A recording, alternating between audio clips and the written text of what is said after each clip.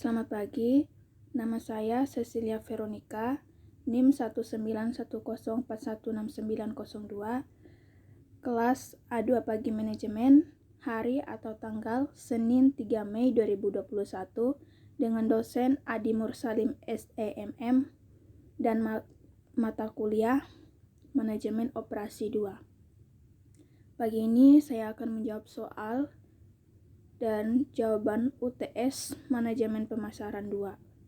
Studi kasus yang pertama yaitu diketahui masalah penugasan produksi kue perusahaan si Koko yang mana dibentuk oleh 4 karyawan diantaranya Paijo, Paijah, Wanto, dan Wanti yang akan diberdayakan di berbagai adonan memasak, memotong, atau membentuk dan mengemas dengan rincian upah per hari Rp1.000 sebagai berikut. Perhatikan tabel di bawah ini. Penyelesaian yang pertama itu langkah yang pertama kita mencari biaya terkecil untuk setiap baris, kemudian menggunakannya untuk mengurangi semua biaya yang akan ada pada baris yang sama. Dengan langkah ini maka diperoleh hasil sebagai berikut. Perhatikan tabel di bawah ini.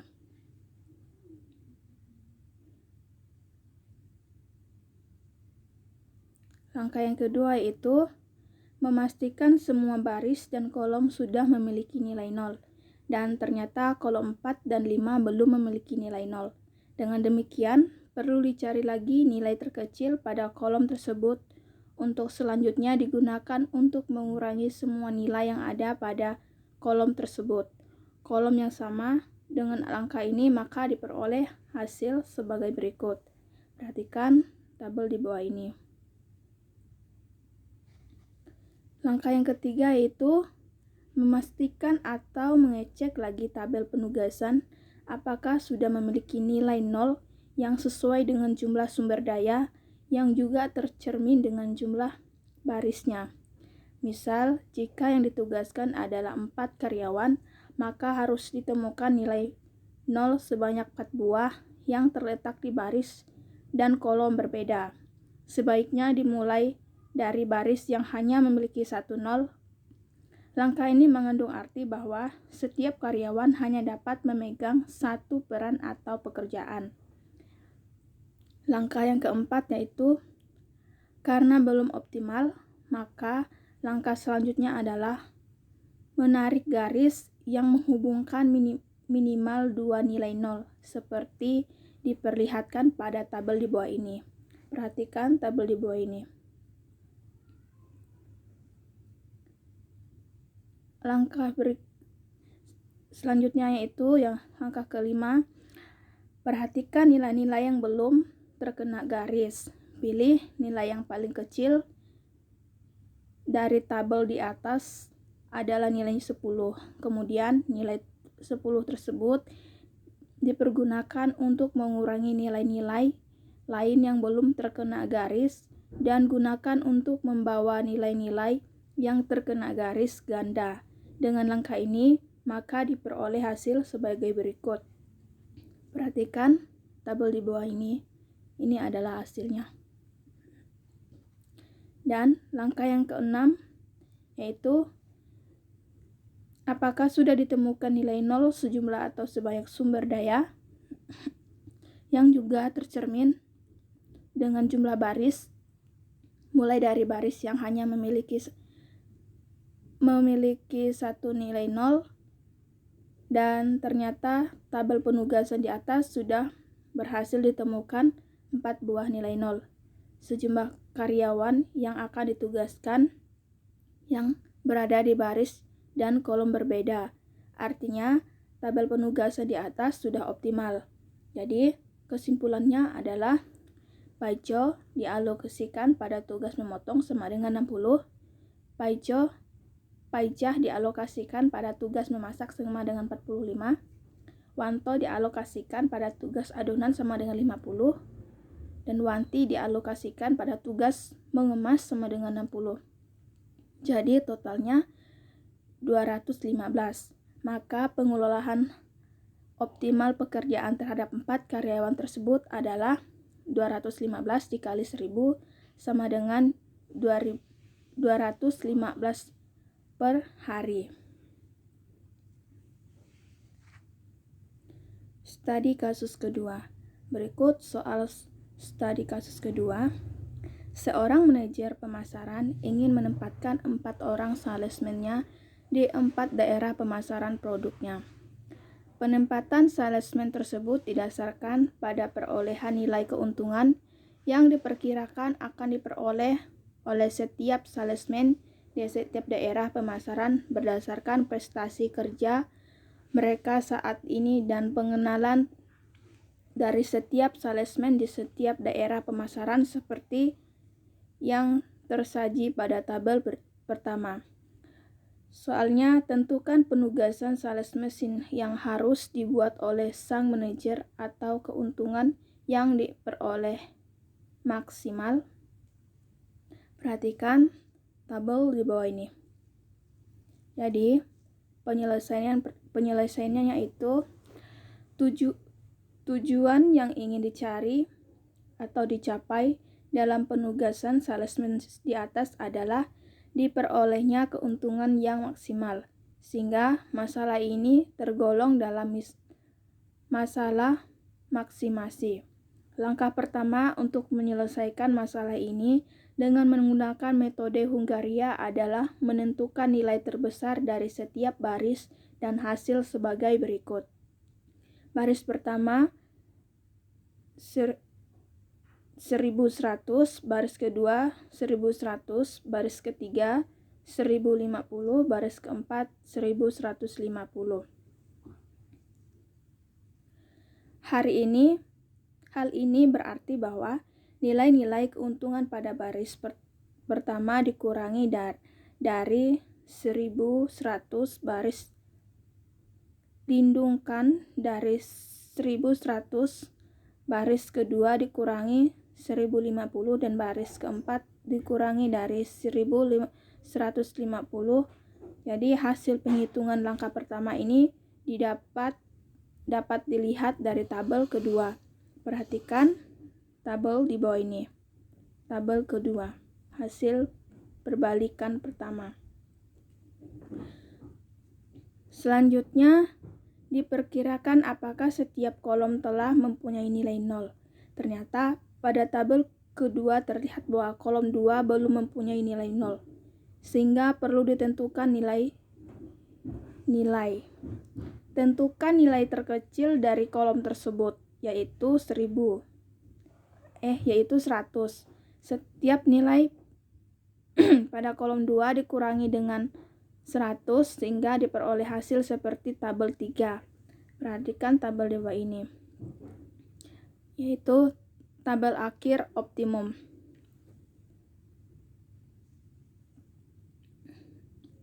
Sekarang lihat apakah ada 4 nilai 0 pada tabel 3 di mana keempat-empatnya berada pada baris dan kolom yang berbeda. Ternyata ada, sehingga tabel 3 dapat dinyatakan sebagai tabel optimal. Sebagai langkah terakhir adalah menentukan penugasan salesman ke dalam penugasan berdasarkan pada nilai-nilai 0 tadi. Dimulai dengan jumlah nilai 01, yaitu baris 1 dan keempat, yang berarti salesman ditempatkan di daerah pemasaran 3, salesman 4 ditempatkan di daerah pemasaran 1. Untuk baris kedua terdapat 2 nilai 0, tetapi karena daerah pemasaran 1 telah diberikan kepada salesman 4, maka salesman 2 ditempatkan di daerah pemasaran 2, dan yang terakhir salesman 3 ditempatkan di daerah pemasaran 4. Berdasarkan penugasan yang dibuat di atas, maka nilai keuntungan yang akan diperoleh adalah sebesar 1100 ditambah 1000 ditambah 1050 ditambah 1150 sama dengan 4300. Selanjutnya yaitu soal teori. Soal yang pertama, apa peramalan itu? Jawabannya, peramalan adalah kegiatan memperkirakan atau memprediksi apa yang akan terjadi pada masa yang akan datang dengan waktu yang relatif lama. Sedangkan ramalan adalah suatu situasi atau kondisi yang akan diperkirakan akan terjadi pada masa yang akan datang. Soal yang kedua, sebut dan jelaskan jenis-jenis peramalan. Jawabannya, jenis-jenis peramalan berdasarkan horizontal waktu atau peramalan forecasting. Yang pertama, dibagi menjadi 3 jenis, yaitu yang pertama peramalan jangka panjang, yaitu yang mencakup waktu lebih besar dari 18 bulan, misalnya peramalan yang diperlukan dalam kaitannya dengan penanaman modal, perencanaan fasilitas, dan perancangan untuk kegiatan lead bank. Yang kedua, peramalan jangka menengah, yaitu mencakup waktu antara 3 sampai 18 bulan, misalnya peramalan untuk perencanaan penjualan atau perencanaan produksi dan perencanaan tenaga kerja tidak tepat. Berikutnya, berdasarkan fungsi dan perencanaan operasi di masa peramalan atau forecasting dibagi menjadi 3 jenis, yaitu peramalan ekonomi atau ekonomi forecast. Peramalan menjelaskan siklus bisnis dengan memprediksi tingkat atau inflasi, ketersediaan uang, dana yang dibutuhkan untuk membangun perumahan, dan indikator perencanaan lainnya. Yang kedua, peramalan teknologi atau teknologi forecast, yaitu peramalan ini memperhatikan tingkat kemajuan teknologi yang dapat meluncurkan produksi baru yang menarik, yang membutuhkan pabrik dan peralatan yang baru. Selanjutnya yaitu peramalan permintaan atau demand forecast, adalah proyeksi permintaan untuk produk atau layanan perusahaan. Proyeksi permintaan untuk produk atau layanan suatu perusahaan. Peramalan ini juga disebut penugasan penjualan yang mengandalkan produksi, kapasitas, serta sistem menjadwal dan menjadi input bagi perancang keuangan, pemasaran, dan sumber daya manusia. Selanjutnya, berdasarkan jenis data ramalan yang disusun, peramalan dibagi menjadi 2 jenis, yaitu peramalan kuantitatif dan peramalan kualitatif.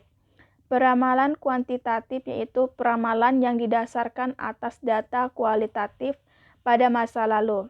Hasil ramalan yang dibuat sangat tergantung pada orang yang menyusunnya. Hal ini penting karena peramalan tersebut ditentukan berdasarkan pemikiran yang bersifat intuisi, pendapat, dan pengetahuan, serta pengalaman dari penyusunan.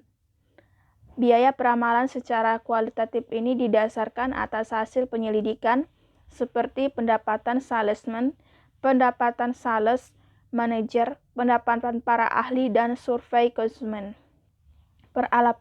Peramalan kuantitatif yaitu peramalan yang didasarkan atas data penjualan pada masa lalu.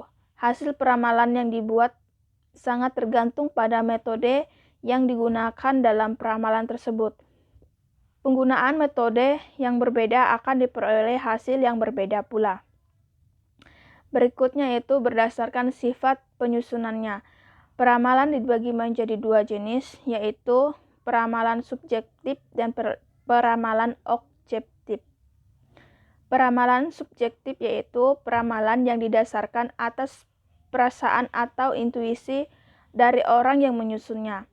Peramalan objektif yaitu peramalan yang didasarkan atas data yang relevan pada masa lalu dengan menggunakan teknik-teknik dan metode-metode dalam penganalisis data tersebut. Soal yang ketiga yaitu, mengapa strategi peramalan sangat urgen atau penting bagi perusahaan? Jawabannya, 1. Menambah keterampilan perusahaan untuk menyelenggarakan pengawasan informasi, pekerjaan-pekerjaan tertentu, atau memperbaiki proses pemberian laporan. Yang kedua, memungkinkan munculnya teamwork di antara pimpinan.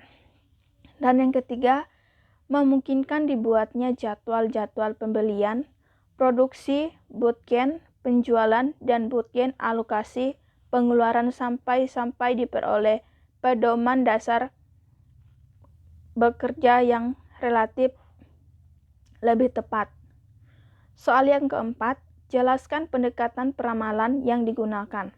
Jawabannya, terdapat 2 pendekatan untuk melakukan peramalan, yaitu dengan pendekatan kuantitatif dan pendekatan kualitatif.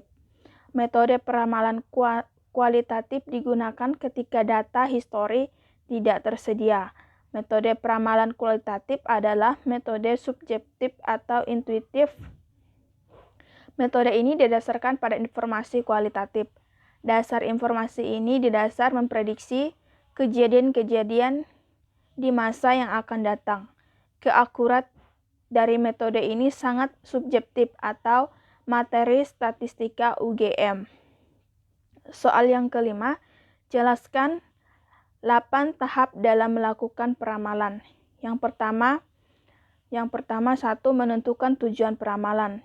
Contohnya, kita melakukan peramalan permintaan untuk mengontrol jumlah produksi setiap bulan, minggu, hingga hari. Yang kedua, memilih unsur apa yang akan kita ramal, yaitu kita dapat melakukan berbagai ancaman peramalan, misalnya peramalan penjualan hingga maintenance, atau untuk mengetahui kapan sebuah part mesin akan rusak. Yang ketiga, memilih time frame atau jenjang waktu peramalan. Maksudnya adalah apakah kita akan melakukan peramalan per bulan atau per tahun. Sebaiknya Anda melakukan lebih dari satu time frame. Yang keempat, memilih tipe model peramalan. Ada banyak model yang dapat digunakan untuk melakukan peramalan. Sebaiknya Anda menggunakan model peramalan lebih dari satu model. Dan yang kelima, mengumpulkan data yang diperlukan untuk melakukan peramalan. Hal itu dikarenakan data merupakan acuan kita dan membuat keputusan dalam peramalan. Gunakan data yang ada semaksimal mungkin. Semakin banyak Anda menggunakan data, semakin kecil kemungkinan peramalan yang Anda buat meleset. Yang keenam, buat peramalan sesuai dengan data dan menggunakan metode model peramalan yang telah kita pilih. Dan yang ketujuh, menyelidiki hasil dan menerapkan hasil peramalan.